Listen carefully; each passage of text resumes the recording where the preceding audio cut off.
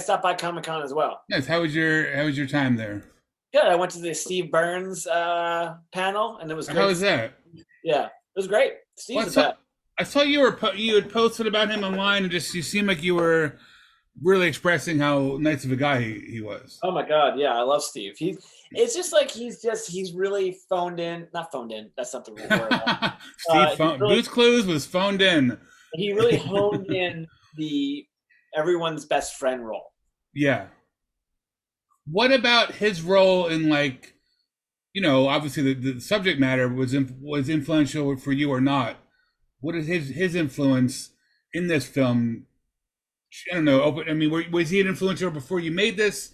Was it? Did you get to know him better? Did that affect kind of how you made this in some way? His expertise in the area.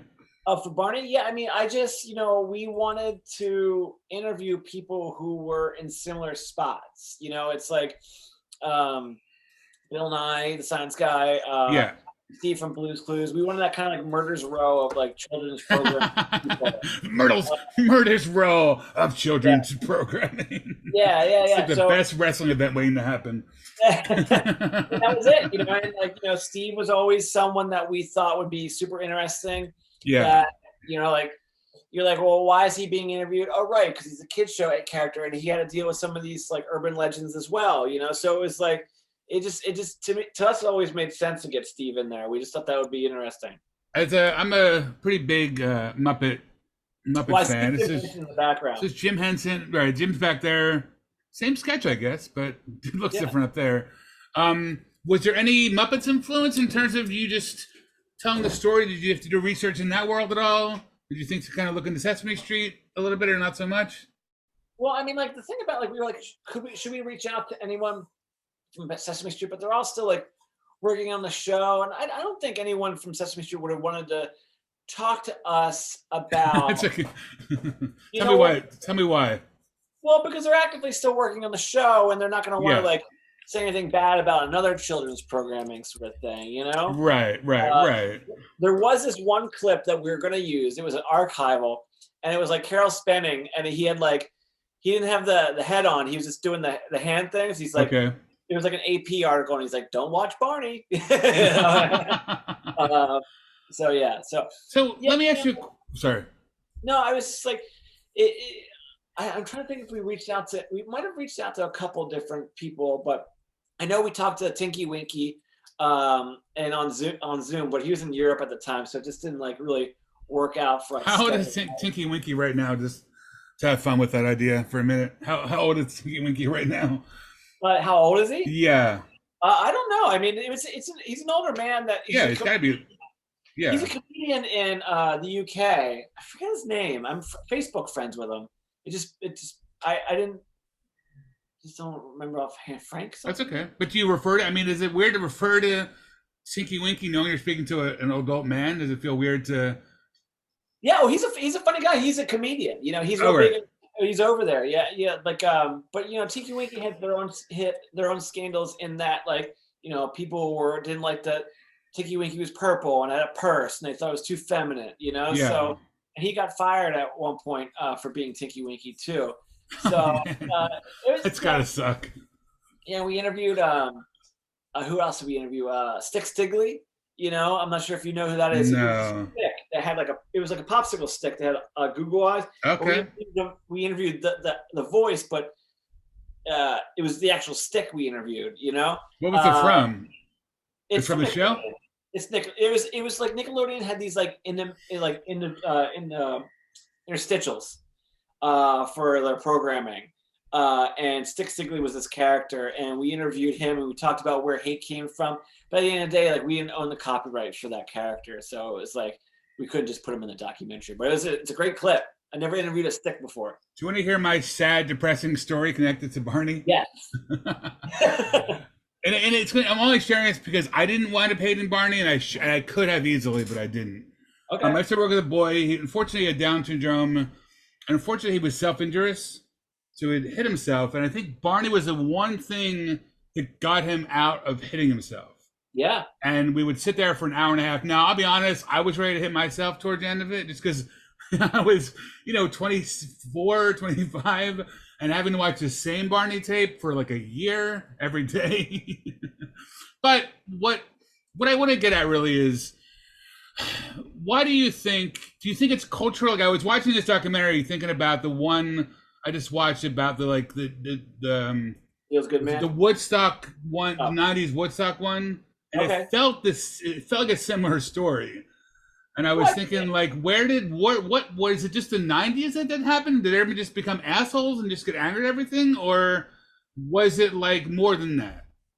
There's a couple things I want to address what you said. So, I mean, when you're talking about the child who needed Barney and loved Barney, Right, and the fact that it drove you crazy, I think that speaks to how good of a person you are because you realize that Barney wasn't made for you; it was made for him. right, And you're not going to bash something that brings joy to that child's mind. right, And I think that's really what we're kind of talking about in some sense too. Like you could be like you could be irritated by Barney. That's okay. You could right, dislike Barney, but like don't really bash something. And for kids who love and adore something, it's you're bashing someone's like first friend in some right. sense. And that was very clear watching the documentary, and like, it's just kind of crazy thinking about Sesame Street for me as a kid. Like, I don't know, it just doesn't make any sense to hate on these people.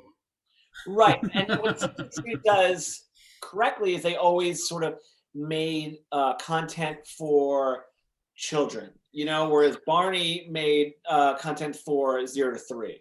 Well, what's You know, funny about when I think of the Muppets, it was switched. It was originally, it was, you know, oh, no. he originally, he's originally started off doing Sesame Street, Henson, and then he's trying to actually make a adult show, but everyone wants him to be a kid show. And they wouldn't let him get it on the air for years and years.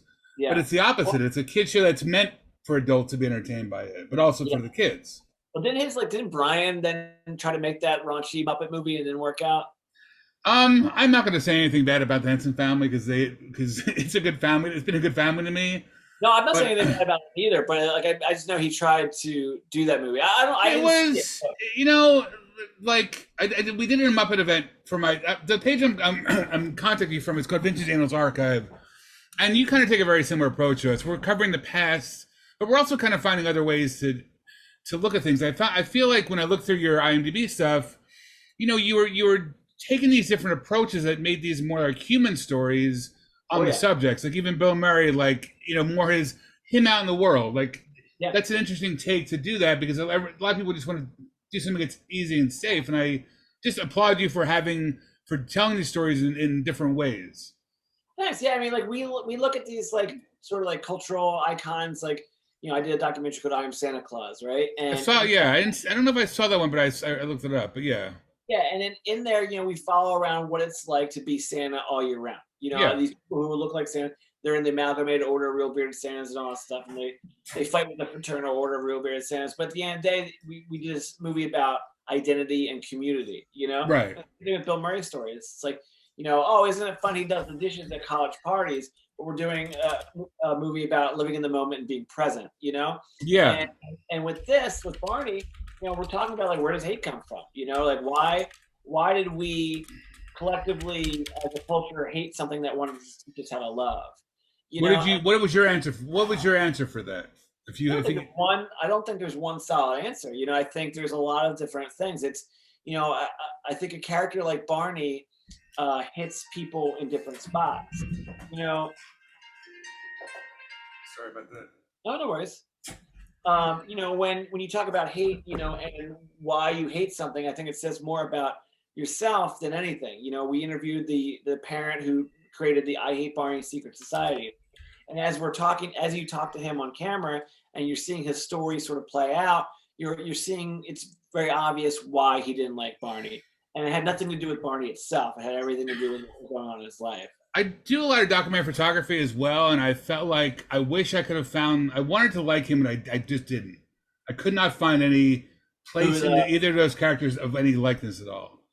Well, I'm not saying you did a bad thing. I just feel like to me, they just seem like they were just a waste of time and as human beings, which is kind of harsh name to put on it. Just so I'm following, you were saying that you didn't like I hated them. I couldn't find anything I liked about those two people. Gotcha. So, and you're speaking about Rob, the I Hate Barney Secret Society, and the Jihad guy?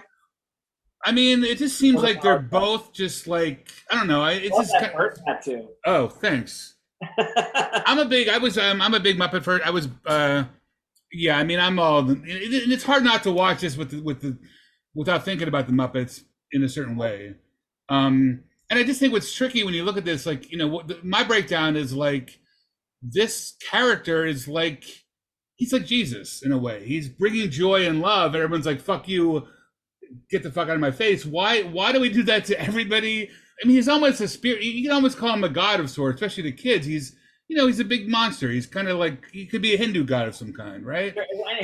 Anytime you see something that's like, in some sense looks perfect and like doesn't have any sort of cracks, there's something in our culture to want to break that down. Why can't we just be kind to people that are nice? Right. That's the great. That fantastic.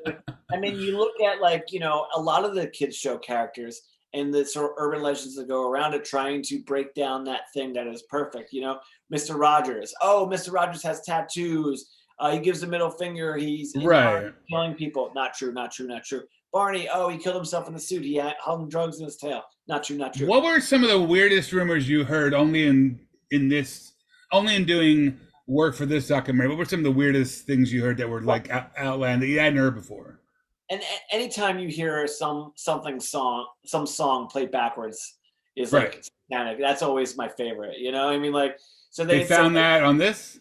oh yeah. They said if you played the Barney song backwards, it said something, and I forget. I had to look at my notes, but it was something weird. And like, Barney was named after a 1930s serial killer. Like all these sort of like crazy things. The Barney like killing himself in the suit was one of the craziest because I feel like everything has it. I remember like I'm a huge wrestling fan, and I always remember hearing like, oh, the Ultimate Warrior's leg came off and he died, and like there's 5 different Undertakers because they died, and it's always these crazy stories. Well, I was going to. This segues to you about Philadelphia. So you did the Waldo and Weed. I know that guy. The father used to live in Philly. I know of him. We've met a bunch of times. I don't know. Okay. He always seemed like an amazing person. How was that project? That must have been interesting. Yeah, I mean, you're telling a story about parenting and about drugs, and in a way that's a gift and that's positive. But you're taking risks because you're making a documentary about Barney that could read as a horror film. It's not. These are not safe choices. These are brave. These are good choices. Thank you. So yeah, that was meant to be a compliment. Okay, cool. You're being very brave. You're being very brave in a way that I think a lot of people. These are things that someone would say you shouldn't do if you want to make a documentary about Barney. Don't involve murder.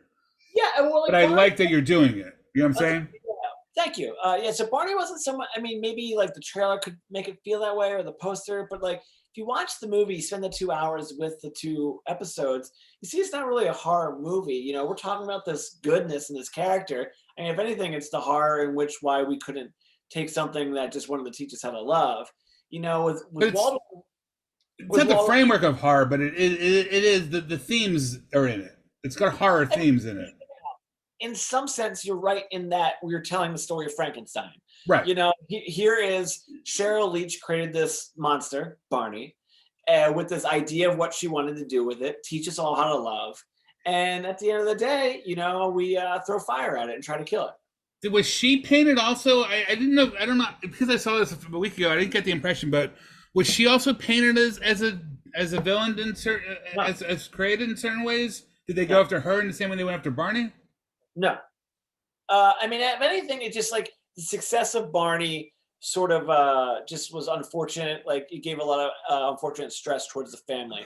But no, we didn't paint her as a villain at all. If anything, we just made her look like who she really is, and it's a nice, beautiful person. Nice. Can you just finish real quick? I don't know how much time we have, but can you finish and tell me a little about the experience you had with making the Waldo and Weed documentary? Waldo and Weed, yeah. I mean, that was. And if you connect it to this one in some way, better for you. I mean, Brian Dwyer was a friend of mine.